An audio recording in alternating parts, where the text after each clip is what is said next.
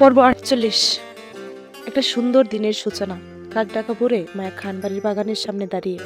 অদূরেই আরাফ খান কাজের লোকদের নিয়ে বাড়ির বাগানটা পরিষ্কার করতে দেখা যাচ্ছে। কাল বাড়িতে মেজবান হওয়াতে বেশ অপরিচ্ছন্ন অবস্থা বাগানের। খান বাড়ির এই বাগানটা বলতে গেলে আরাফ খানের তদাকরিতে করা, সেজন্য এসব দেখাশোনা তিনিই করেন থাকেন। সময় তখন সকাল ৫টা ২। খানবাড়ির সকলেই ঘুমিয়ে, অথচ মায়া জেগে নতুন পরিবেশের হাওয়াতে মায়ের চোখের ঘুম নেই ২ রাত ধরে। আশেপাশে ২-৪টা কাজের লোক ছাড়া তেমন কাউকে দেখা যাচ্ছে না। মায়ের গাড়ি উন্না টেনে চাদরের মতো জড়ালো। হালকা পাতলা শীতের আভাস, কুয়াশার শিশির কণা দেখা যাচ্ছে গাছের পাতায় পাতায়। মায়া মাথায় ঘুমটা ফের টেনে এগুলো সামনে। আরাফ খানের পাশে দাঁড়িয়ে কারো উপস্থিতি পেয়ে পাশে তাকালেন তিনি। আরাফ খান কিছু বলবে তার আগেই মায়া মিহিসরে বলল, আমি আপনাকে সাহায্য করি দাদা পাই। আরাফ খান প্রসন্ন হাসলেন। মায়াকে বরাবরই ওনার ভালো লাগে। বলতে গেলে মায়ের সাথে ওনার ভাবপতি সহজেই মিলে যায়। কথা বলেও মজা পান, সেজন্য মায়াকে আপাতত নিজের পছন্দের লিস্টে রেখেছেন তিনি। হাসি মুখে আরাফ খান বললেন, আমাকে সাহায্য করতে গেলে তোমার কাপড় নোংরা হয়ে যাবে নাতনি। মেহমানদের নিয়ে কাজ করালে ভালো দেখাবে না। তার থেকে বরং তুমি আমাকে সঙ্গ দিতে পারো। কাজ না হয় ওরাই করলো, কাজের লোকদের ইশারা করে। কি বলো, দেবে সঙ্গ? মায়ের স্বাচ্ছন্দ্যে মাথা কাত করে সম্মত দিতে দিতে বলল, আচ্ছা। মায়ের সাথে আরাফ খানের কথা চলল বেশ। এর মাঝে কোথা থেকে হৃদ এসে সোজা দাঁড়ালো মায়ের পাশে। আরাফ খান তখন ঝুঁকে কাজের লোককে কাজের নির্দেশনা দিচ্ছিল। মায়ের মনোভাব সেদিকেই ছিল। হঠাৎ হৃদ মায়ার কাঁধে হাত রাখতেই মায়ের চমকে ওঠার মতো পাশে তাকালো। হৃদকে নিজের পাশে দেখে তৎক্ষণাৎ বয়ার্ত চোখ ঘুরিয়ে তাকালো আরাফ খানের দিকে। আরাফ খান তখনও নিজের কাজে ডুবে আছে। হৃদকে লক্ষ্য করেনি তিনি। মায়া মুহূর্তে আশেপাশে বয়ার্ত চোখে তাকিয়ে কেউ দেখার আগে নিজের খাত হতে হৃদের হাতটা ছাড়িয়ে নিতে চাইলে হৃদ শক্ত হাতে মায়ের কাজ জড়িয়ে কপাল কুঁচকে তাকালো মায়ের দিকে। মায়া বয়ে ততমতকে হৃদের হাতটা পুনরায় কাত থেকে ছাড়ানোর চেষ্টা করে বয়ার্ত গলায় কিছু বলবে, তার আগে হৃদ বিরক্তি দিয়ে ধমক সরে বলল, কি সমস্যা? এমন করছো কেন? ঠিকঠাক দাঁড়াও। হৃদের কথায় মায়ের চুপসে যাওয়া বেলুনের মতো চুপ করে গেল মুহূর্তে। আতঙ্কিত ভঙ্গিতে তৎক্ষণাৎ ঘুরে তাকালো আরাফ খানের দিকে। তিনি হৃদের কণ্ঠস্বর শুনেই গার্বিকে তাকালো পিছনে। হৃদকে মায়ের কাজ জড়িয়ে একত্রে দাঁড়িয়ে থাকতে দেখে আশ্চর্যের নেই মেরুদণ্ড সোজা করে দাঁড়ালো। সে হৃদকে মেয়েদের সঙ্গে কথা বলতে দেখা যায়নি কখনো। সেই হৃদ এই মুহূর্তে কারো কাঁধ হাত রেখে দাঁড়িয়ে আছে। বিষয়টা সত্যি আশ্চর্যের নেই। আরাফ খান আশ্চর্যের সাথে সাথে হৃদের প্রতি সন্দিহান দৃষ্টি প্রকাশ করলো। অথচ হৃদ আরাফ খানের সেই সন্দিহান দৃষ্টি অপেক্ষা করে তখনও এক হাতে মায়ের কাজ জড়িয়ে অন্য হাতে ধোয়া ওটা কফির মগে চুমু বসাচ্ছে লাপাত্তা হয়ে। গায়ে তার কালো রঙের টি শার্ট আর ট্রাউজার পরা। মায়া কালো রঙের সুতি জামা জড়িয়েছে। আরাফ খান দুজনকে পরখ করলো জহুরির দৃষ্টিতে।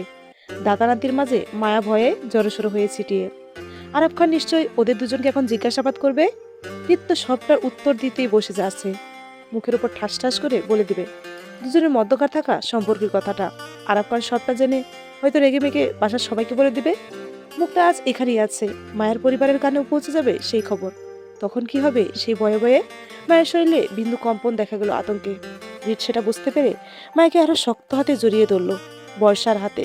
আরাফ খান হৃদ মায়াকে একত্রে দেখে যে বিষয়টা স্বাভাবিকভাবে নিচ্ছে না, ওনার তীক্ষ্ণ দৃষ্টি বলে দিচ্ছে। আরাফ খান সন্ধিহান চোখে হৃদকে বলল, তুই ওর কাঁধে হাত রেখেছিস কেন? আরাফ খানের কথায় হৃদের সোজা উত্তর আসলো তক্ষণি। আগের নেই মায়ের কাঁধে হাত রেখে কফির মগে চুমুক দিতে দিতে দায়সারা উত্তরে বলল, হাত রাখার জায়গা খুঁজে পাচ্ছিলাম না, তাই। হৃদের কথায় খেপে যাওয়ার মতো টেনে মায়াকে নিজের পাশে দাঁড় করালো আরাফ খান। হৃদকে খুঁচা মেরে বলল, তোর হাত তোর পকেটে রাখ, আর নয়তো কেটে ফেলে দে। তারপরও মেয়েদের গায়ে হাত দেওয়া যাবে না, নিষেধ। মেয়েকে? কাকে বলছো? আরাফ খানের কথায় তীক্ষ্ণ দৃষ্টিতে তাকালো ওনার দিকে। এমন একটা ভাব যেন এখানে মেয়ে বলতে কেউ নেই। আরাফ খান কাকে মেয়ে বলছে সেটা বুঝতে পারছে না সে। কিন্তু আরাফ খান আরো খেপে গিয়ে বলল, হেয়ালি করছিস আমার সাথে? তোর মায়েকে মেয়ে মনে হয় না? হৃদের সোজা সাপটা উত্তর আসলো তৎক্ষণাৎ, না। তাহলে কি মনে হয়? আমার বউ। হৃদের সোজা সাপটার কথাই মায়া থতমত খেয়ে বসলো। বয়ে জড়সড় হয়ে আরাফ খানের মুখের দিকে তাকালো আতঙ্কে। হৃদ যে ঠাস ঠাস উত্তর করতে মুখিয়ে আছে সেটা মায়া আগে থেকেই বুঝতে পেরেছিল, কিন্তু এইভাবে যে বলে দেবে সেটা বুঝতে পারিনি। এখন কি হবে সে বয়ে মায়ার কলিজা টিপ টিপ করছে। অথচ হৃদের বলা সত্যি কথাটা আরাফ খান বিশ্বাস করলো না। বরং ওনার মনে হলো হৃদ ওনার সঙ্গে হেয়ালি করছে, ওনাকে বিরক্ত করার জন্য। হৃদের পরিবারকে না জানিয়ে একা একা বিয়ে করে নেবে তারও নারী বিদ্বেষী ছেলে, সেটা মূলত আরাফ খানের ধারণাতে ছিল না। তাই তিনি হৃদকে হেয়ালি করতে বলল তাই তিনি হৃদকে হেয়ালি করেই বলল, তোর কপালে এত সুন্দর বউ জুটবে না, তোর কপালে জুটবে লাল কালারের বউ। লাল বউ না পেলে সমস্যা নেই, নীল কালারের বউ অর্ডার দেব, তারপরও তুই এত সুন্দরী বউ পাবি না, কনফার্ম। আরাফ খানের হৃদের কথায় বিশ্বাস করতে না দেখে মায়ের মনে সাহস পেল, ভয় থেকে বাঁচতে পেরে স্বাভাবিক হলো। কিন্তু আরাফ খানের বলা হৃদের জন্য লাল বউ অর্ডার করার বিষয়টি বুঝতে পারল না। তাই হৃদ কিছু বলবে তার আগেই আরাফ খানকে প্রশ্ন করে মায়া জানতে চেয়ে বলল, লাল বউ কি দাদা ভাই? তুমি লাল বউ ছিল না? মায়া মাথার নাড়িয়ে অসম্মতি দিয়ে বলল, না, এসব লাল বউ না চেনাই ভালো, তুমি ভালো মেয়ে, এজন্য ছিল না। এগুলো হচ্ছে টপ সিক্রেট, বুঝছ? কাউকে বলতে নেই। এসব লাল বউ অর্ডার করা হয় ওর মতন বুড়া মানুষের জন্য। ও এই বুড়া বয়সে বউ পাবে কই বলো? এজন্য ওর জন্য লাল বউ ঠিক আছে। আরাফ খানের কথায় মায়া বড় বড় চোখ করে তাকালো হৃদের দিকে। মায়ের স্বামী আর বুড়ো? অসম্ভব। মায়ের স্বামী কত সুন্দর, মাশাআল্লাহ, একবার দেখলে বারবার দেখতে ইচ্ছে হয়। বিশেষ একটা আকর্ষণ কাজ করে তার মাঝে, কোন দিক থেকে যেন তার কমতি নেই। যেন লম্বা যেমন লম্বা তেমন ফিটনেস, কথাবার্তা, এডিটিউড, দৃষ্টি, বাচনভঙ্গি সবকিছুই অদ্ভুত, অসাধারণ মায়ের স্বামীর। সেখানে মায়ের জামাইকে বুড়া বলা মানে হাস্যকর কিছু শোনা। আরাফ খান আরাফ খানের কথায় তেমন পাত্তা না দিয়ে হৃদ বলল, তোমার চশমার পাওয়ার বাড়াতে হবে দাদা ভাই, মনে হয় এক্সপায়ার হয়ে গেছে। হৃদের খোঁজা মারা কথায় মুহূর্তে রেগে যায় আরাফ খান, ক্ষিপ্ত গলায় বলল, তুই কি আমাকে ইনডাইরেক্টলি বুড়া বললি হৃদ? না, ডাইরেক্টলি বললাম। হৃদের কথায় তেলে বেগুনে জ্বলে উঠলোর মতো চেতে উঠল আরাফ খান, রেগে মেগে বলল, বুড়ো হবে তোর বাপ, আমি এখনো জোয়ান আছি। কথাটা বলে আরাফ খান রেগে মেগে সামনের দিকে হাঁটা ধরল। ওগুলো তো কথাই না পারলে চলে যাওয়ার স্বভাব ওনার, স্বভাবগতই কাজটা করলেন তিনি, হৃদ জানে সেটা। অজ্ঞাত মায়া আরাফ খানের চলে যাওয়ার দিকে তাকিয়ে সেও চুপচাপ পালাতে চাইল হৃদের থেকে। মায়া দু কদম বাঁধাতেই হৃদ মায়ার বাহু টেনে কাছে টানলো, রুচিয়ে জানতে চাইলো, কি ম্যাডাম, পালাচ্ছেন মনে হয়? রাতে ডাকলাম, আসলেন না কেন? এদের কথায় তৎক্ষণাৎ লজ্জায় নতমস্তিষ্ক হয়ে আসলো মায়ের। উত্তর না করে এদের পায়ের দিকে তাকিয়ে রইল। মন্ত মায়ের ভাবময় বুঝতে হৃদ মায়ের থুতনি চেপে মুখটা উপরে তুলল। মায়ের মুখশ্রীতে দৃষ্টি বুলাতে চোখ পড়ল মায়ের কাটা ঠোঁটের দিকে। হৃদের তীক্ষ্ণ দৃষ্টি আরো তীক্ষ্ণ হলো। থুতনি ছেড়ে মায়ের কাটা ঠোঁটের বৃত্তাঙ্গুলে চেপে ধরতে মায়ের চোখ মুখ খেঁচে নিল ব্যথায়।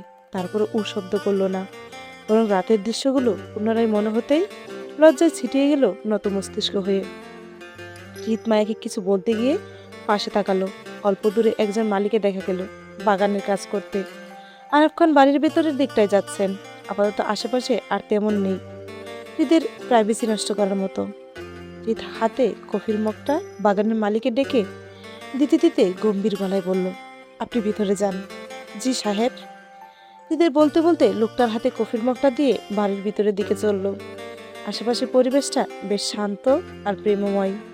হৃদ হাত বাড়িয়ে পুনরায় মায়ের মুখটা উপরে তুলে ঠোঁটের কাটা জায়গাগুলো তীক্ষ্ণ দৃষ্টিতে দেখতে দেখতে বলল, এসব তাক রোজ হবে, অভ্যাস করে নাও। রাতে রুমে হাসুনি কেন? দেখেছিলাম না। মায়া লজ্জায় চুপ করে যেতে দেখে হৃদ পুনরায় একই গলায় বলল, কিছু প্রশ্ন করছি, আমি উত্তর কই। মন্দমায়া ভিনভিন স্বরে বলল, এমনি। কোনটা এমনি ম্যাডাম? বলেন শুনি। আমার সিস্টেম নিয়ে প্রশ্ন করেছেন, অথচ আমার রুমে আসতে চান না। তো আসতেন রাতে আমার রুমে, তখন আমি না হয় মনোযোগ দিয়ে চেক করাতাম আপনাকে, মেশিন চলে নাকি অচল। হৃদের ইঙ্গিতমূলক কথাটা মায়া বুঝলো না। যেহেতু মায়া হৃদকে মেসেজ করেনি, তাই মেসেজে লেখা রাফার শব্দগুলো সম্পর্কে মায়ের ধারণা নেই। হৃদের কথার পেছে পড়ে মায়ের মনে হলো হৃদ কোনো যান্ত্রিক মেশিন দেখাতে মায়াকে ডেকেছিল রাতে। তাই মায়ের স্বাভাবিক নেই হৃদকে বোকার মতো প্রশ্ন করে বলল, আপনি কি রাতে আমাকে মেশিন দেখাতে ডেকেছিলেন? জি। ও, কিসের মেশিন? মায়ের কথায় হৃদ বুঝতে পারলো মায়া হৃদের কথার যথার্থ অর্থ বুঝেনি। আগে নেই হৃদ বলল, রুমে চলান। রুমে চলেন। দেখাই কিসের মেশিন? মায়া নাচুক করে বলল, না, আমি যাব না, আপনি যান, বাসায় অনেক মানুষ আছে, আপনাকে আমাকে রুমে দেখলে খারাপ ভাববে সবাই। মায়ের কথায় হৃদ মায়ের থুতনি চেপে কাছে টেনে বলল, লোক দেখানো নাটক আমার পছন্দ না ম্যাডাম। আর না আপনি এসব মানুষের দোহাই দিয়ে নিজেকে আমার থেকে বাঁচাতে পারবেন। আপনাকে ছেড়ে দেওয়ার জন্য আমি আসি নাই, সঙ্গে নিয়ে যাওয়ার জন্য এসেছি। এবার থেকে আপনি আমার সাথে থাকবেন ঢাকায়। দুই পরিবারকে আজকে জানাজানির পাঠ শেষ করব। তারপর কে মারলো কে না মারলো সেসব আমার দেখার বিষয় না। কারো খেয়ে পড়ে পাচ্ছি না আমি, আর না কারো তাড়াতাড়ি। বিয়ে করেছি আমি, মানে আমার বউ আমার সাথেই থাকবে, এটাই শেষ। আর যদি দুই পরিবারের কেউ নাটক করে আমাদের মানতে, তাহলে সেই ব্যক্তিগত সমস্যা হবে। আমি কাউকে তেল মারতে যাব না, আর না বউ ছাড়া থাকতে পারবো। এদের কথায় মায়া আতঙ্কিত গলায় বলল, প্লিজ এখন জানাবেন না কাউকে, আরো কয়েকটা দিন যাক না, তারপর না হয় সবাইকে জানালে।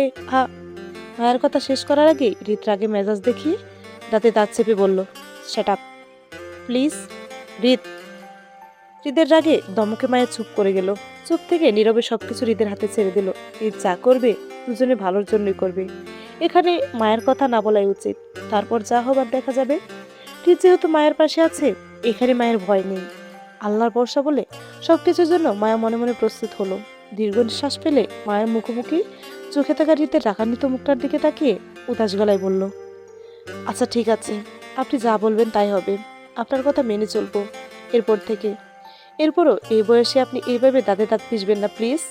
এই শেষ বয়সে এসে দাঁতগুলো পড়ে গেলে নকল দাঁতে ভালো দেখাবে না আপনাকে। মায়ের কথায় তেলে বেগুনে জ্বলে উঠল হৃদ। আরাফ খান বুড়া বলায় তখন গায়ে লাগেনি হৃদের, কিন্তু সে একই কথাটা যখন মায়া বলল ইঙ্গিতে, তখনই ফুঁসে উঠল হৃদ। মৃদস্বরে চেঁচিয়ে বলল, কি? আরে হাইপার হবেন না প্লিজ। এই বয়সে প্রেশার হাই এই বয়সে প্রেশার হাই হয়ে গেলে সমস্যা হবে তো। কুল কুল। সকাল 9:15। খানবাড়ির ড্রয়িং রুম ভরপুর মেহমান। কাল যে যার খানবাড়ির মেহমানদের অনুষ্ঠান হয়েছিল, সেসব আত্মীয়দের এক ভাগ রাতে রয়ে গেছে খানবাড়িতেই। তাদের মধ্যে প্রায় সকালে আজ বিদায় হবেন যার যার বাড়িতে। এদের মধ্যে মায়েরাও আছে। মায়া জুই দুজনেই আজ নিজেদের বাসা মুরাদপুরে ফিরবে। বিকাল থেকে দুজনেই কোচিং। 12টা নাগাদ ফাহাদ নিয়ে আসবে দুজনকে, এমনটাই নির্ধারিত। মেহমান সদস্যদের প্রায় সকলেই নাস্তা করে বসেছে ড্রয়িং রুমে। খানবাড়ির সদস্যরা উপস্থিত সেখানে। চোখের পলকে উপস্থিত সদস্যদের মাঝে বিশাল আলোচনা সমালোচনার কেন্দ্রবিন্দু হয়ে রিজ শশীর বিয়ে নিয়ে। দুজনের বয়স হয়েছে, এই সময় থাকতে থাকতে দুজনকে একত্রে বাঁধা দরকার বলে এমনটা প্রস্তাব রাখলো শশীর পরিবার। এতে সহমত পোষণ করে আরাফ খান বাদে উপস্থিত সকলেই। হেনা খান সকলের সাথে সহমত করলো। স্বামী আরাফ খানের দিকে এক পলক তাকিয়ে নীরবে ওনার সম্মতি চাইল, কিন্তু আরাফ খানের এই বিষয়ে তেমন কোনো মতামত বা মনোযোগ পেল না তিনি। নিরুদ্দেশ আরাফ খান চা পান করেন টিভিতে নিউজ দেখতে দেখতে। বাপখানা এমন যে তিনি মহিলাদের আলোচনার মিটিংয়ে কিছুই শুনেননি, বা সেখানে ওনার কোনো মনোযোগই নেই, অথচ দুই কান খোলা রেখে টিভির দিকে উৎসবমুখী হয়ে সকলের কথা শুনেছেন তিনি। টিভি তো শুধু বাহানা।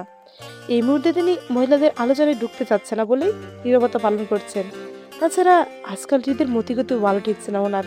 হৃদ যে বিয়ে করবে না উনি ভালো করেই জানেন, সেজন্য আপাতত হেনা খানের কোনো আলোচনায় ঢুকতে চান না তিনি। কারণ হৃদের বিয়ের ব্যাপারে ওনার বউকে বাধা দিলেও সে শুনবে না, উল্টো আরাফ খানের সঙ্গে রাগারাগি করবে, কেন বাধা দিচ্ছে সেজন্য।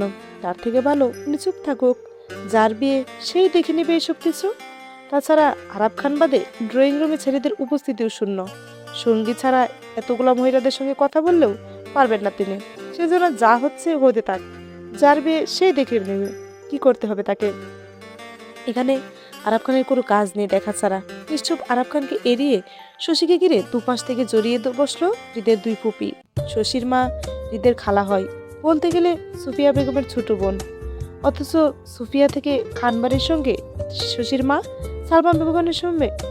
সালমা বেগমের সুসম্পর্ক বেশি। সেক্ষেত্রে হৃদের সঙ্গে শশীর বিয়ে দেওয়াটা ওনার পুরোপুরি ইচ্ছে ছিল। এই ব্যাপারে অবশ্য দুই পরিবারের মাঝে পূর্ব থেকে কথাও হয়ে আছে। তবে সেবার যদি হৃদ হঠাৎ করে বিয়ে থেকে পিছু পানা হতো, তাহলে এতদিন হয়তো শশী খানবাড়ির বউ হয়ে থাকতো। হৃদ হঠাৎ কেন শশীকে বিয়ে করতে পিছু পা হলো, সেটা সঠিক অর্থের কারণটা কারো জানা নেই। তবে এখন বিয়েটা আগানো উচিত বলে মনে করছে সবাই। মেয়ে হিসেবে শশীকে বেশ পছন্দ খানবাড়ির সকলেই। নম্র, ভদ্র আর মার্জিত ব্যবহারের জন্য শশীর উপর সকলেই সন্তুষ্ট। পার্সোনালিটি হেনা খানের থাকাটা বেশি পছন্দ শশীকে। এদের পাশাপাশি দাঁড়ালে দুজনকে মানায় ভালো। হেনা খান স্বামীর পাশ থেকে উঠে দাঁড়ালেন। অত্যন্ত খুশি মনে এসে দাঁড়ালেন শশীর মুখোমুখি। মাথায় হাত বুলিয়ে শশীকে দোয়া করে বললেন, ভেবেছিলাম ফাহাদের আগে হৃদের বিয়ে করাবো, কিন্তু হৃদের জেদের কারণে হলো না। ইনশাল্লাহ এবার আর হাল ছাড়বো না। দরকার হলে নিহাল সুফিয়া দুজনকে দিয়ে হৃদকে রাজি করাবো। তারপরে খুব জলদি তোমাদের দুজনের বিয়েটা দিয়ে দেব। হেনাকানের কথায় শশী নত মস্তিষ্কে লাজক হাসলো। ফাহাদের মা সরে হেনাকানের জায়গা করে দিল শশীর পাশাপাশি বসতে। তিনি শশীর পাশে বসলেন। সেজুতি জুই মুক্তার পাশে মায়া সোফার এক কোণে বসে হাঁটুর উপর দুহাত রেখে। নত মস্তিষ্কে মায়ের চোখ টলমল করছে হেনাখানের কথা শুনে। সকলে শশীকে ঘিরে বসে। খানবাড়ির বড় নাতির বিয়ে বলে কথা, শশী মূল্যায়ন তো থাকবেই। হেনাখান আবারও বললেন, আজকে হৃদের সঙ্গে বিয়ের ব্যাপারে কথা বলে দুজনের এঙ্গেজমেন্টের তারিখ আগামী মাসে নির্ধারণ করে ফেলি। কি বলো সালমা? সালমা বেগম বেশ প্রসন্ন হাসলেন। উত্তরে বললেন, আপনি যেটা ভালো মনে করেন ফুপু, আমার সব দিক থেকে অনুমতি আছে এতে। সালমা বেগমের কথায় অত্যন্ত খুশি হলেন হেনা খান। বললেন, আলহামদুলিল্লাহ, তাহলে আজকেই মিষ্টি মুখ করে নেই সবাই, কি বলো? ফাহাদের বউ, যাও তো ফ্রিজ থেকে মিষ্টি নিয়ে আসো সবার জন্য। জি রানুমা। বলতে বলতে মুক্তা উঠে দাঁড়ালো। মুক্তার সঙ্গে সে যদি এগিয়ে গেল কিচেনের দিকে ট্রেতে করে মিষ্টি সাজিয়ে আনতে। নত মস্তিষ্কে মায়া তখনও শরীর শক্ত করে বসে। জুই মায়ের অবস্থা বুঝতে পেরে মায়ের সঙ্গে আরে চেপে বসলো। মায়ের কোলে দু হাতের উপর নিজের হাতটা রেখে শক্ত করে চেপে ফিসফিস করে বলল, তুই চিন্তা করিস না ঋতু, এসব বিয়ে টিয়ে কিছুই হবে না। হৃদভাইয়া আছে না, সব ঠিক হয়ে যাবে। সবাই তো আর জানে না হৃদভাই যে বিবাহিত। জানলে অবশ্য শশিয়াপুর জায়গায় তুই বসে থাকতে এখন। জুয়ের কথা শেষ হতে হতে মায়ের চোখের পানি টুপ করে পড়লো জুয়ের হাতের উপর। চমকে ওঠার মতো নত মস্তিষ্কে মায়ের দিকে তাকালো জুই। পরপর টপ টপ করে কয়েক ফোঁটা নোনা জল গড়ালো জুয়ের একই হাতে। জুই দ্রুততায় নিজের দু হাতের মুঠোয় মায়ের দু হাত চেপে অস্থির ভঙ্গিতে ফিসফিস করে বলল, প্লিজ খাদিস না ঋতু, ধরা পড়ে যাবি। অন্তত হৃদভাইকে আসতে দে, ওনার ফ্যামিলির সঙ্গে উনি কথা বলবে। তুই এই মুহূর্তে কাটলে সবাই সন্দেহ করবে। মুক্তা আপু কিন্তু এখানেই আছে ঋতু, সমস্যায় পড়ে যাবি। প্লিজ নিজেকে শক্ত রাখ। জুই মায়াকে সান্ত্বনা দেওয়ার মাঝেই হৃদকে দেখা গেল রেডি হয়ে নিচে নামতে। দেখেই বোঝা যাচ্ছে সে বাইরে কোথাও যাওয়ার জন্য রেডি হয়েছে। হয়তো নিহাল খানের সঙ্গে যাবে কোথাও নির্বাচনের কাজে। হৃদ সবাইকে অপেক্ষা করে ড্রয়িং রুম পার হয়ে বেরিয়ে যাচ্ছিল। ড্রয়িং রুমে কে বা কারা আছে তা দেখার প্রয়োজন পর্যন্ত মনে করলো না। ব্যস্ত হৃদকে চলে যেতে দেখে তাড়াহুড়োয় পিছনে ডাকলো হেনা খান। হৃদ দাঁড়া। স্বাভাবিকের নেই হৃদ পিছনে করে তাড়ালো। ড্রয়িং রুমে উপস্থিত মেহমানদের ভিড় দেখে মুহূর্তে কপাল কুঁচকে এলো সন্দেহে। তীক্ষ্ণ দৃষ্টিতে আশেপাশে তাকাতেই দেখে চোখে পড়লো শশীকে জড়িয়ে হেনা খান আর নিজের ফুপিদের বসে থাকতে। হৃদের কুচকানো কপালের ভাঁজ মুহূর্তেই সোজা হলো। সন্দেহটা সঠিক তা বুঝতে পেরে চোখের পলকে আশপাশটা প্রখর করে নিল একবার। বাড়ির সকলকে একত্রে গোল মিটিংয়ে ড্রয়িং রুমে বসে থাকতে দেখে আশেপাশে মায়াকে খুঁজলো। জুয়ের পাশে মায়াকে নত মস্তিষ্কে বসে থাকতে দেখে হৃদ বুঝতে পারলো এতক্ষণে তার বউয়ের এক দফা কান্নাকাটি করা শেষ। এটা হয়তো দ্বিতীয় রাউন্ড হতে পারে। এই তো একটু আগে দুজনে বাগানে একত্রিত ছিল, তখন হৃদ তার বউকে বুঝিয়েছিল সে আছে তার বউয়ের পাশে সবসময়, সব পরিস্থিতিতে। তারপর কেন কোনো কিছু নেই হলেই মেয়ে মানুষের কান্নাকাটি করতে হয় সেটাই বুঝতে পারে না হৃদ। এত চোখের পানি কই পায় ওরা? হৃদ মায়ের উপর বিরক্তি হতে গিয়ে হলো না। একটা মাত্র বউ তার, অল্পতেই বিরক্ত হওয়া যাবে না। তাছাড়া বউ তো তার বিরহে কাঁদছে না, তাই না? কাঁদুক, সমস্যা নেই। মাঝে মধ্যে স্বামীর জন্য এমন একটু আধটু কাঁদলে হৃদের শান্তিই লাগে। হৃদ বর্তমান পরিস্থিতি বুঝে চলে যাওয়ায় তাড়াহুড়া দেখালো না, বরং স্থির হয়ে দাঁড়াতে দাঁড়াতে শাড়ির হাতার বোতাম খুলে টেনে কুনুই অব্দি তুলতে তুলতে উত্তরে বলল, বলো। হৃদকে দাঁড়াতে দেখে শশী লাজুক হাসলো, মাথায় ঘুমটা টেনে আরো একটু নিচে নামালো। হেনা উঠে আসলো হৃদের মুখোমুখি হতে হতে বলল, কোথায় যাচ্ছিস? বাহিরে। কেন? কাজ আছে। এত সকাল সকাল কি কাজে যাচ্ছিস? হেনা খানের কথায় হৃদ খানিকটা বিরক্ত হলো। সিরিয়াস মোমেন্টে সিরিয়াস কথা বলাটা হৃদের পছন্দ, ঘুরিয়ে পেঁচিয়ে কথা বলা তার কোনো কালই পছন্দ না। হৃদ বুঝতে পারছে হেনা খান কেন হৃদকে ডেকেছে। হৃদ নিজেও তার উত্তর দিতে প্রস্তুত, কিন্তু প্রশ্নদাতা যদি প্রশ্ন না করতে গিয়ে এত তালবাহানা করে তাহলে উত্তর করতে মজা পায় না সে। হৃদ অপর হাতে শার্ট একইভাবে টেনে কোনো অব্দি ঘোটাতে ঘোটাতে বলল, পয়েন্টে আসো তাতেই। কি চাও? হৃদের কথায় সরাসরি হেনা খান কয়েক সেকেন্ডের জন্য চুপ করে গেল। এর মাঝে যতবার হৃদের বিয়ে নিয়ে কথা হয়েছে ততবারই হৃদ রাগ করে বাড়ি ছেড়ে চলে গিয়েছে। এবার যদি তাই হয় তাহলে ওনার ছেলে নিহাল খান খুব রেগে যাবে ওনার উপর, কারণ সামনে ইলেকশন। এই মুহূর্তে হৃদের প্রয়োজন নিহালের খুব বেশি। আবারও খানবাড়ির গুরুজন হিসেবে হৃদের বিয়ের ব্যাপারটা তো ওনার দেখা উচিত, তাই না? বাপ মার তো ছেলের বিয়ে নিয়ে কোনো কথাই বলে না। ছেলে বিয়ে করবে কিনা, ছেলের বয়স হয়েছে, এসব দেখার প্রয়োজনই মনে করে না দুজনের একজন। এজন্য মূলত হেনা খানে সবসময় আগ বাড়িয়ে হৃদকে নিয়ে টেনশন করতে হয়। একটা 30 বছরের দামড়া ছেলের চোখের সামনে ঘুরছে বিয়ে না করে, অথচ এতে কারো মাথা ব্যথা নেই। আর থাকবে বা কি করে? হৃদের বাবা মার সাংসারিক যে অবস্থা, এতে হৃদের বিয়ে করতে মন চাইবে কখনো? হৃদের বাবা মা তো দুজনেই ভালোবেসে বিয়ে করে আজ 15 বছর ধরে আলাদা থাকে। এমনকি এই 15 বছরে দুজন একে অপরের চেহারা পর্যন্ত দেখেন না। সংসার করবে তো দূর, এ নিয়ে কত ঝামেলা হলো। দুজনকে একত্র করতে চাইলে কিন্তু রাজি কেউ হলো না। আবার কেউ কাউকে তালাকও দিবে না, সম্পর্ক ছিন্ন করবে না, দূরে থাকবে, তারপরে দুজন একই সম্পর্কে থাকবে। এটা কেমন যুক্তি? তিনি আজও বুঝে উঠতে পারেননি। কত বছর, কত সময় উনি নেহাল সোফিয়াকে বিভিন্নভাবে বুঝিয়েছেন, সব বলে আবারও একত্র হয়ে সংসার করতে। শেষ পর্যন্ত কেউ মানেনি, শুধু দুজন দুজনের ব্যাপারে চুপ থাকে। সবশেষে যখন হৃদের বাবা মার সম্পর্ক ঠিক করতে পারছিল না, তখন হেনা বলেছিল একসঙ্গে থাকতে না চাইলে দুজনে ডিভোর্স দিয়ে আলাদা হয়ে যেতে।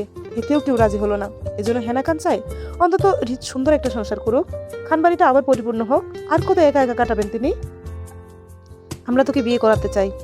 শাড়ির হাতা ফোল্ড করার শেষে হৃদ দুহাত পকেটে গোজাতে গোজাতে বলল, সেটা তো আমিও চাই। হৃদের কথায় খুশিতে উৎফুল্লতা দেখা গেল হেনা খানের মাঝে। সত্যি তুই করবি? তোমরা করাতে চাইলে করব। আমরা তো তোর জন্য মেয়ে ঠিক করেছি। মেয়েকে? হৃদের কথায় পারভিন শেখ শশীকে উঠে হেনা খানের পাশে গিয়ে দাঁড়াতে ইশারা করলো। ইশারা অনুযায়ী শশী লাজুক ভঙ্গিতে উঠে দাঁড়ালো, কিন্তু হেনা খানের কাছে পৌঁছানোর আগেই হেনা খান শশীর দিকে আঙ্গুল তুলে হৃদকে দেখিয়ে বলল, আমরা তোর জন্য ওকে পছন্দ করেছি, তোর পছন্দ না? হেনা খানের কথায় স্পৃষ্টে উত্তর না দিয়ে বরং পাল্টা প্রশ্ন করে বলল হৃদ, আমি পছন্দ করলে বিয়ে কনফার্ম? হেনা খান খুশিতে সম্মতি দিয়ে তাড়াহুড়োই বলল, হ্যাঁ হ্যাঁ। হৃদের কথায় আরাফ খান জহির দৃষ্টিতে হৃদের দিকে তাকালো।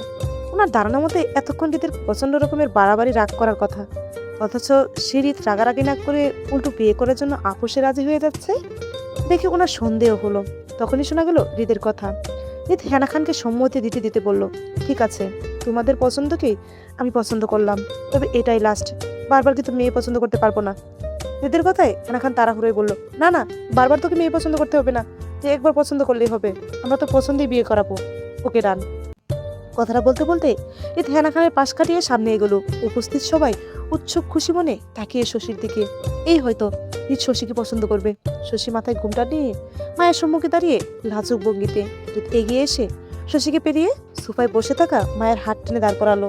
থুতনি চেপে মায়ের মুখটা উপরে তুলে এদিক সেদিক ঘুরিয়ে মনোযোগ দিয়ে দেখতে দেখতে হেনা খানের উদ্দেশ্যে বলল, এই মেয়েকেই তো তোমরা আমার জন্য পছন্দ করেছো দাদি, তাই না?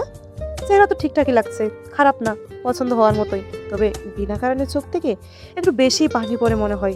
বাকি সব ঠিক আছে। তোমাদের পছন্দ, আমার পছন্দ দাদি। আজ ছোট শালীকে বিয়ে করবো। ডান, তোমরা কথা বলো, আমি রাজি। এদের কথায় হেনা খান সহ উপস্থিত সকলেই তপ্তা খেয়ে দাঁড়িয়ে। মুক্তা ড্রয়িং রুমের পাশে মিষ্টির প্লেট নিয়ে স্তব্ধ হয়ে দাঁড়িয়ে আতঙ্কিত চোখে মায়ের দিকে তাকিয়ে। ততক্ষণে হৃদ যত্ন সহকারে মায়ের চোখের পানি মুছে দিচ্ছে। শশী বা অন্য কেউ হৃদকে কিছু বলবে, তার আগে হেনা খান দ্রুততায় এগিয়ে এসে হৃদকে শুধাতে চাইল। হৃদ শশীর জায়গায় ভুল করে মায়াকে পাত্রী মনে করেছে, সেটা বোঝাতে চেয়ে বল।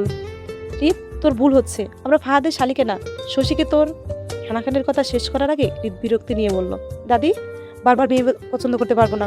একবার করেছি, এটাই শেষ। বিয়ে করতে হলে ফাহাদের শালিকেই করবো, নয়তো বিয়ে ক্যান্সেল। এবার বলো, তোমরা কি চাও? Yes or not? হৃদের কথায় শশীর মধ্যে অস্থির উত্তেজনা দেখা গেল তৎক্ষণাৎ। প্রিয় কিছু হারানোর বয়ে শশী এগিয়ে গেল হৃদের দিকে। অস্থির ভঙ্গিতে হৃদের হাত টেনে কিছু বলতে চাইলে হৃদ শশীকে বাধা দিয়ে তাকে কটমট করে বলল, don't touch, stop here.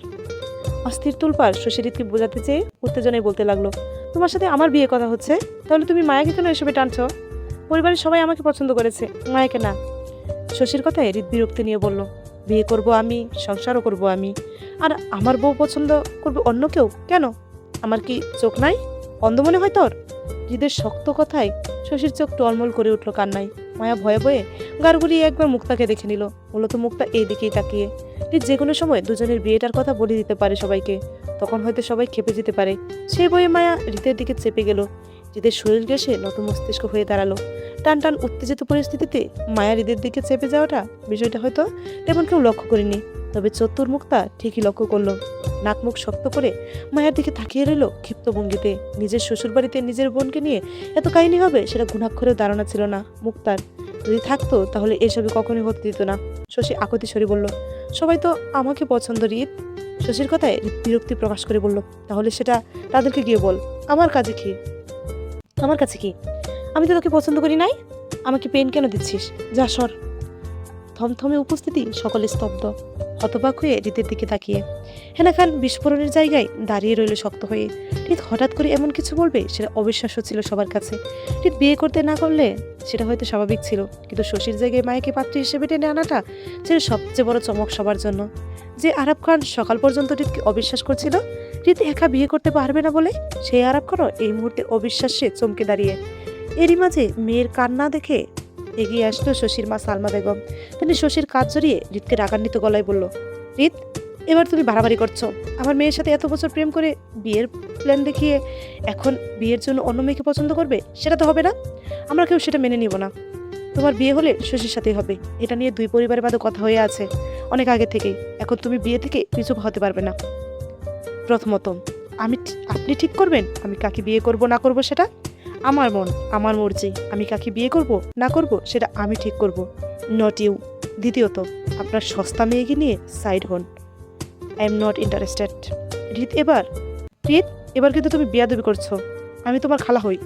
Reet নিজের রাগ কন্ট্রোল করতে চেয়ে এক হাতে মুঠোয় মায়ের হাত চেপে অপর হাতটা পকেটে ঢুকাতে জায়গাতে হিয়ালি ভঙ্গিতে বলল, দেখো খালা, বেয়াদবির জন্য সমাজে আমি এমনি বদনাম, নতুন করে আর কিছু গায়ে লাগে না।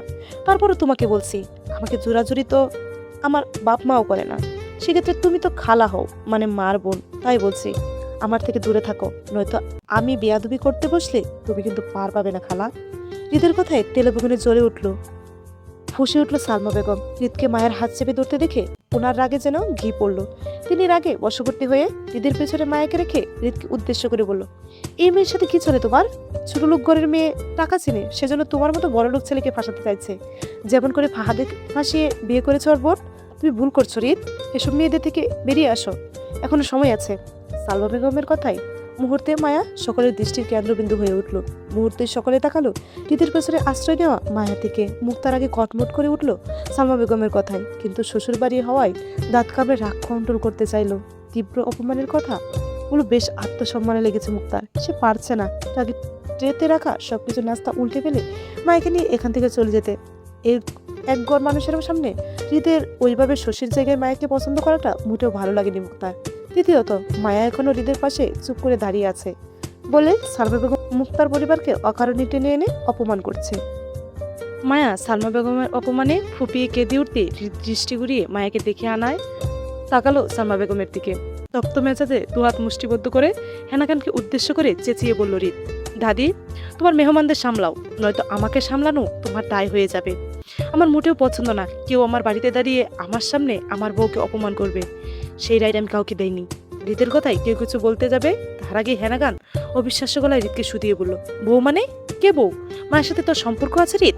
হৃদের মেজাজ বরাবরই ক্ষিপ্ত হচ্ছে সালমা বেগমের কথায়। এর মাঝে হৃদ বরাবর মায়াকে নিজের বউ বলে দাবি করার পরও কেন সবাইকে হৃদ একই প্রশ্ন সেটাই বুঝতে পারছে না। সে তো শুরু থেকেই বলছে মায়া তার বউ, তাহলে কেন সবাই অবুজের মতো হৃদের থেকে একই কথা শুনতে যাচ্ছে? হৃদ ক্ষিপ্ত মেজাজে বলল, ভাল, এক কথা কয়বার বলবো? She is my not girlfriend, she is my wife, you are married. হৃদের কথায় উত্তাপ পরিবেশটা কয়েক সেকেন্ডের জন্য হঠাৎ নিশ্চুপ নিস্তব্ধ হয়ে গেল। ঘরভর্তি মানুষ শুধু একে অন্যের মুখ চাওয়াচাই করলো। মায়া হৃদের কথার মুহূর্তে দুহাতে হৃদের ভাত একত্রে ধরে আঁকড়ে ধরল ভয়ে। হেনাখান এই মুহূর্তে কিছু বলার মতো ভাষা পেল না। ওনার শুধু মনে হলো এই মুহূর্তে পরিস্থিতি শান্ত করার জন্য দরকার, নয়তো বিশাল ঝামেলা হতে পারে। হেনাখান এগিয়ে আসার সঙ্গে সঙ্গে আরাফও এগিয়ে আসলো পরিস্থিতি সামলাতে। হৃদ যদি মায়াকে পছন্দ করে থাকে তাহলে এই বিষয়ে ওনারা পারিবারিকভাবে পরে কথা বলে নেবে। তারপরে এই মুহূর্তে অন্তত পরিস্থিতি সামলানো দরকার। শশী মায়া দুজনেই কাঁদছে, সালমাও রেগে আছে। সবচেয়ে বড় কথা হলো হৃদ যদি এর থেকে বেশি রেগে যায় তাহলে ভয়ানক তাণ্ডব হয়ে যাবে বাসায়। হেনা খান, আরাব খান এগিয়ে আসার মধ্যেই সালমা বেগম খুবই থাবা মেরে মায়াকে টেনে হৃদ থেকে আলাদা করতে চেয়ে বলল, সব দোষ এই নষ্টা মেয়ের। বড়লোক গড়ে ছেলেদের মাথা চিবিয়ে খেতে পারে ভালো করে। এক বোন ভাতকে ফাঁসিয়ে বিয়ে করেছে, শান্ত হয়নি এদের। এই ছোট বোন কেলে নিয়ে দিয়েছে বড় ভাইয়ের মাথা খেতে। এদের বাবা মা ব্যবসা শুরু করেছে মেয়েদের নিয়ে। কথাগুলো বলতে বলতে মায়াকে হৃদের পাশ থেকে টেনে নিজের কাঁধে নিচে চাইলে মুহূর্তে বাধা দেয় হৃদ। এতক্ষণে একটা ছেলে হলে নিচ্ছে বিয়ে খেয়ে ফেলতো, কিন্তু মেয়ে বলেই বেঁচে গেল সালমা বেগম। মায়াকে হৃদের পাশ থেকে টেনে বের করতে চাইলে মুক্তা আতঙ্কিত ভঙ্গিতে এগিয়ে আসলো বোনকে বাঁচাতে। হাতে ছিল ট্রেড ট্রলি, তাড়াহুড়ে সেটি রেখে আসতে ভুলে গেছে ও। দু হাতে ট্রেড ট্রলি ধাক্কা দিয়ে ড্রয়িং রুমে রেখে এগিয়ে গেল মায়াদের কাছে। সেখানে পূর্ব থেকে সালমা বেগম মায়ের হাত আর হৃদ সালমা বেগমের হাত চেপে দাঁড়িয়ে। এর মাঝে হুট করে মুক্তা ঢুকে দুজনের হাত মায়ের থেকে ছাড়াতে ছাড়াতে শক্ত গলায় সবার উদ্দেশ্যে বলল, প্লিজ আমার বোনকে নিয়ে কেউ তামাশা করবেন না, আমার বোন কারো বউ নয়। আর না, কেউ আপনাদের বাড়ির ছেলের সঙ্গে বোনকে বিয়ে দিতে বসে আছে। মায়ের বিয়ে আমরা অলরেডি ঠিক করে রেখেছি, এই মাসে বিয়ে হবে, তাই দয়া করে কেউ আমার বোনকে নোংরামিতে জড়াবেন না প্লিজ। মুক্তার কথায় হৃদের উত্তাপ মেজাজ আরো খিচে গেল রাগে। শরীরে রক্ত টকবক করছে খুবই। এই মুহূর্তে সবগুলো মেয়ে না হলে ছেলে হলে এতক্ষণে হৃদের হাট উঠে যেত, রক্তারক্তির এক ধাপ পার করতো হিংস্রতায়। তারপরে কিছু করবে না বলে তার আগেই সালমা বেগম পরপর মুক্তার ঢুকে গেল মাঝে। কিন্তু হিংস্র হৃদ তখন এক হাতে মায়ের হাত শক্ত করে চেপে। সালমা বেগম মুক্তার কথা শুনে মায়ের হাত ছাড়া দিতে দিতে মুক্তাকে অপমান করে বলল, তাহলে বলতে হবে তোমরা ডিগ্রি করে রেখেছো ছেলেদের পড়াতে। তোমার বোনকে বিয়ে ঠিক হওয়ার পরও আমাদের বাড়ির ছেলের সাথে নোংরামিতে জড়িয়ে পড়েছে। এসব আপদ আর খানবাড়িতে ঢুকাবে না তোমরা কখনো। অতিরিক্ত রাগে হৃদের শরীর কাঁপছে ক্ষণে ক্ষণে, হাতের রগগুলো কপালের শিরা পর্যন্ত ধপধপ করছে কন্ট্রোল করতে না পেরে। মুক্তা নিজের রাগে কষ্টে চোখের পানি চলে আসে। মায়াকে জড়িয়ে ওর পরিবারকে এত অপমান করায়। মুক্তার রাগে আর কিছু বলতে গিয়েও বলল না, দাঁত কামড়ে শুধু এখান থেকে মায়াকে নিয়ে চলে যেতে চাইলো। অথচ মায়া তখনও ফুপিয়ে ফুপিয়ে কাঁদছে সালমা বেগমের কথা শুনে। মায়ের হাতটাও লাল হয়ে উঠেছে হৃদের হাতের মুঠোয় পিষে। সালমা বেগম মুক্তাকে এড়িয়ে মায়ের অপর খালি হাতটা টেনে নিজের সঙ্গে নিতে নিতে রাগান্বিত গলায় বলল, তুই আমার সাথে আয় মায়া। বলে মুক্তা হাতটা টেনে নিজের সাথে নিতে চাইলেও পারলো না। হঠাৎ হাতে টান পড়লো, বাধা পেয়ে মুক্তা রাগান্বিত অশ্রু বেজার চোখে পেছনে তাকাতেই দেখলো মায়া একটা হাত তখনও হৃদের মুঠো চেপে দাঁড়িয়ে, যার জন্য সে বাধা পাচ্ছে। মায়া কাঁদতে কাঁদতে হেঁচকে উঠে গেছে ততক্ষণে, কিন্তু হৃদ এই মুহূর্তে বলতে পারছে না হাতটা ছেড়ে দিতে, কারণ হৃদের রাগের ঠাহর মায়া নিজের হাতে করতে পারছে। দ্বিতীয়ত মায়া চায় এই পরিস্থিতিটা মায়া হৃদের পাশে দাঁড়িয়ে ভালো মন্দ দুজনে একত্রে ফেস করুক। সেজন্য মায়া কাঁদতে কাঁদতে মুক্তাকে কোনো রকমে বলতে চাইলো, আমি যাবো না আপু, আমি। মায়ের বাকি কথা শেষ করার আগে ঠাস করে শব্দ হলো ড্রয়িং রুমে ভরপুর মেহমানদের সামনে। মুক্তা মায়াকে ঠাস করে থাপ্পড় মারাতে মায়া তাল সামলাতে না পারে মুখ থুবড়ে পড়লো হৃদের গায়ের উপর। এক হাতে তখনও হৃদ শক্ত হয়ে চেপে, মায়া অপর হাতে হৃদের পা আঁকড়ে ফ্লোরে বসে তীব্র অপমানে হু হু শব্দ করে কেঁদে উঠলো তখনই হৃদের পা জড়িয়ে। অথচ হৃদ জায়গা থেকে নড়ল না, আর না মায়াকে টেনে তুললো। হেনা খান, জুই, ফাহাদের মা আহাজারি করছে। তৎক্ষণাৎ এগিয়ে আসলো মায়াকে ধরতে। রাগান্বিত হৃদের রাগে ষোলকলা পূর্ণ হলো মুক্তার থাপ্পড় মারার সঙ্গে সঙ্গে। হেনা খান আহাজারি করতে মায়াকে ধরার আগেই দ্বিতীয়বারের মতো ঠাস করে শব্দ হলো। এতে পুরো ঘর থমকে গেল শশীকে ফ্লোরের উপর লুটিয়ে পড়তে দেখে। হৃদের শক্তপোক্ত হাতে কঠিন থাপ্পড়ে শশীর মাথা ঘুরে উঠল তখনই। ঝাপসা চোখে থম মেরে বসে রইল কয়েক সেকেন্ড। ঠোঁট দিয়ে তাজা রক্ত গড়িয়ে পড়তে শব্দ করে কেঁদে উঠল শশী। সালমা বেগম মেয়ের অবস্থা দেখে তৎক্ষণাৎ চিৎকার করে জাপটে জড়িয়ে ধরল শশীকে। এতক্ষণে পারভিন শেখ আর হেনা খান থমকে দাঁড়িয়ে গেল। জুই মায়াকে টেনে তুলে নিল নিজের কাছে। সালমা বেগম বা অন্য কেউ হৃদকে কিছু বলবে তার আগে হৃদের হিংস্রতা প্রকাশ পেল ভাঙচুরে। হৃদ রাগে হিতাহিত জ্ঞান অজ্ঞ হয়ে তৎক্ষণাৎ লাথি মেরে উল্টে ফেলল মুক্তার রাখা টেবিলটি। তারপর মুহূর্তে দুহাত মুষ্টিবদ্ধ করে গলা ফাটিয়ে গর্জে চিৎকার করে ডাকলো ফাহাদকে, ফাহাদ, ফাহাদ, এই ফাহাদ। হৃদের চিৎকারে উত্তাপ ঝঙ্কার তুলল খানবাড়ির দেয়ালে দেয়ালে। প্রতিটা জিনিস যেন হৃদের চিৎকারের শব্দে কম্পিত হলো। উপস্থিত সবাই পয়ার্ত মুখে থমের দাঁড়িয়ে। ফাহাদ হৃদের গর্জনের চিৎকারে বাহির থেকে উত্তেজনায় দৌড়ে আসলো ড্রয়িং রুমে। ফাহাদের পেছন পেছন আয়ান, রাদীপ, আসিফ সহ নিহাল খানও দৌড়ে আসলো উত্তেজনায়। ফাহাদ ড্রয়িং রুমে উপস্থিত মানুষের ভিড় দেখে বয়ার্ত মুখে দৌড়ে গেল হৃদের দিকে। কি হয়েছে জানতে চেয়ে বলতে চাইলো, কি হয়েছে ভাই, দেখেছ? ফাহাদের কথা শেষ করার আগেই হৃদ ববল থাবা বসালো ফাহাদের শার্টের কলারে। দুহাতে ফাহাদের কলার চেপে হৃদের মুখোমুখি টেনে হিংস্রতা প্রকাশ করে রাগে রিরি করে দাঁত পিষে বলল, তোর বউকে সামলা ফাহাদ, নয়তো আমাকে সামলানো তোর দায় হয়ে যাবে। হৃদের হিংস্রে আয়ান, হৃদ, রাতিব এগিয়ে আসলো হৃদকে বাধা দিতে। দুহাত থেকে দুপাশে দুজন হৃদকে আঁকড়ে ফাহাদকে ছাড়ানোর চেষ্টা করে রাতিব উত্তেজিত ভঙ্গিতে বলল, ভাই, ভাই কি হয়েছে তোমার? প্লিজ শান্ত হও তুমি। বাবা এদিকে আসো, তুমি ভাইয়াকে বুঝাও। নিহাল খান তখনও জায়গায় দাঁড়িয়ে। মূলত তিনি বুঝতে পারছেন না এখানে কি হয়েছে, যার জন্য হৃদ এতটা হাইপার হয়ে গেছে। তিনি হৃদকে না থামিয়ে জায়গায় দাঁড়িয়ে রইলেন। পরিস্থিতি জানতে আরাফ খানের দিকে তাকালে তখনই শোনা গেল ফাহাদের বয়ে জড়সড় কণ্ঠ। হৃদকে বলল, কি হয়েছে ভাই, আমাকে বলো, মুক্তা বেয়াদবি করছে কোনো? আয়ন, রাদীপ দুজনে হৃদ থেকে রাদীপকে ফাহাদকে আলাদা করলো, নয়তো দেখা গেল অকারণে হৃদের রাগের শিকার হলো ফাহাদ। হৃদ গর্জে উঠে আবারও বলল, আমার সামনে দাঁড়িয়ে আমার বউকে মারার সাহস তোর বউকে কে দিছে? হেনা খান হৃদকে শান্ত করে বোঝানোর উদ্দেশ্যে বলল, হৃদ, ওরা দুজন বোন হয়, মুক্তা মায়াকে মারতেই পারে এত। হেনা খানের কথায় শেষ পর্যন্ত করার আগেই হৃদ আবারও গর্জে বলল, বোন হবে নিজের বাড়িতে, আমার বাড়িতে সে শুধুই আমার বউ, অন্য কারো বোন নয়। আমার সামনে আমার বউকে থাপ্পড় দেওয়া মানে সেই থাপ্পড়টা আমার বউকে নয়, আমাকে মেরেছে। আমি আমার বিয়ের জন্য কাউকে কৈফিয়ত দিতে আসিনি, আর না সম্মতি দিতে গাইছিলাম। আমার বিয়ে নিয়ে কারো ইন্টারফেয়ার সহ্য করবো না আমি, এটাই লাস্ট বার দাদি। এরপর কেউ আমার বউ কিংবা আমার সম্পর্কের দিকে আঙ্গুল তুললে আমি কাউকে ছেড়ে দেবো না দাদি। আর সেটা তুমি তোমার আত্মীয়কে বোঝাও। যদি বিষয়টা আমার বোঝাতে হয় তাহলে কিন্তু খুব খারাপ হয়ে যাবে দাদি। হৃদের উত্তাপ রাগে রিরি করছে। নিহাল খান সম্পূর্ণ বিষয়টি বুঝতে পেরে হৃদের উদ্দেশ্যে গম্ভীর গলায় বলল, হৃদ, শান্ত হোক, আমি দেখছি বিষয়টা, তুমি যাও। পর মুহূর্তে নিহাল খান ফাহাদের মাকে উদ্দেশ্য করে একই গম্ভীর গলায় বলল, পারবিন, তোর ছেলের বউকে নিয়ে ঘরে যা, মেয়েটা কাঁদছে, ওকে ফ্রেশ করা। সে যদি তুমি হৃদের বউকে নিয়ে তোমার ঘরে যাও। আম্মু, তুমি সালমা আর ওর মেয়েকে নিয়ে ওদের ঘরে যাও। বাকিরা সবাই আপনারা যার যার ঘরে যান। এই বিষয়টা আপাতত এখানেই শেষ। আমি আমার ছেলেকে বিয়ে সম্পর্কে আরো আগে থেকে জানতাম।